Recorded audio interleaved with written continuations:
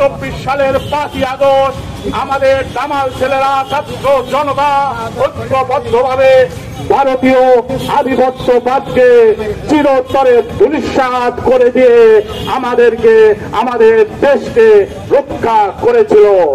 কিন্তু অত্যন্ত দুঃখের বিষয়, আজকেও দেখলাম জাতীয় পার্টি বলেছে ক্লিন ইমেজের আওয়ামী প্রার্থীদের তারা মনোনয়ন দেবে। কত বড় দুঃসাহস, কত বড় স্পর্ধা যে পরাজিত পতিত শক্তি গৃহীত আওয়ামী লীগ, পতিত আওয়ামী লীগ এবং তার দোসর জাতীয় পার্টির 14 দল এখনো মুখ ফুলিয়ে এই কথা বলতে পারে।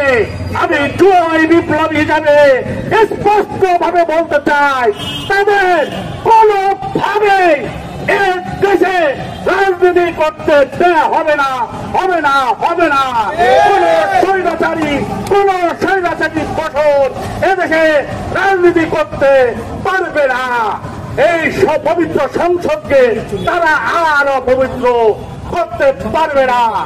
এদেশে তারাই রাজনীতি করবে যারা নিজেদেরকে বাংলাদেশী হিসাবে নিজেদেরকে পরিচয় দিতে গর্ববোধ করবে।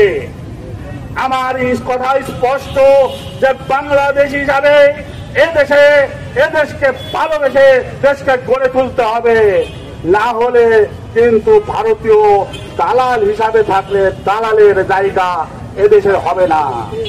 তুমি কে, আমি কে, বাংলাদেশি বাংলাদেশি, তোমার আমার পরিচয় কি? বাংলাদেশি বাংলাদেশি। ভারতীয় দালালেরা ধ্বংস হোক, নিপাত যাক। ভারতীয় আধিপত্যবাদ ধ্বংস হোক, নিপাত যাক।